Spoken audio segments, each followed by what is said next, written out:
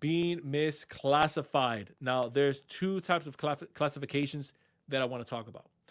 One of them is going to be the industry classification.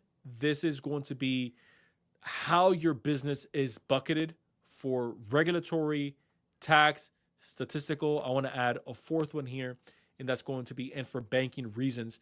And so, an industry classification, simply put, is if you are in construction, the bank is going to give you a classification. Okay, this business is in construction, and then they're going to give you like a subcategory, and that's going to be, let's say they're in construction, but the subcategory is they do residential renovations, and that'll be what they would consider a subcategory. The reason why you want to pay attention to this is because this is, again, like I mentioned, how the banks and how the bureaus are going to bucket you.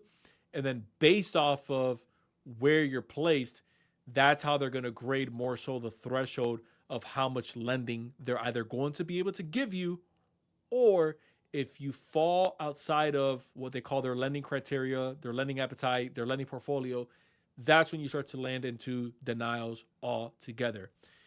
The second type of classification is the misclassification between employees and independent contractors. You want to pay attention to this because on your business credit report, it's going to ask you how many employees you have. I've seen small business owners make the mistake of putting contractors as employees.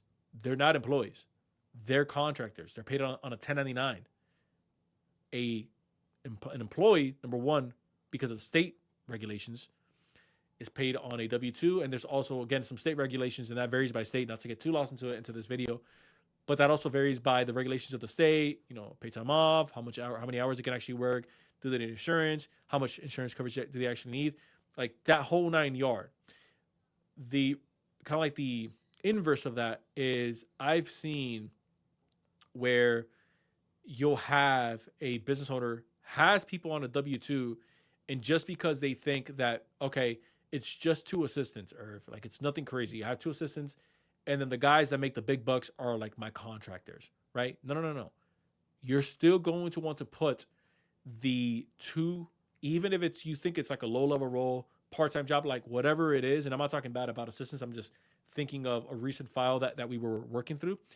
You still put that on there because that actually helps your business out in the long run when you're placing it on your business credit profile, because now you're building out the validity of the business. Because now it shows, okay, this person is involved in, said industry, and they have, let's say, these two employees, and they have this much cash flow left over.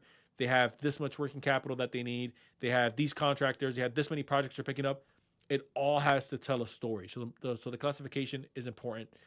And then lastly is incongruency. That's a word, right? Incongruent numbers. Like I mentioned earlier, you're confusing gross figures with net figures. And so gross is top line. That's how much the business is bringing in before expenses.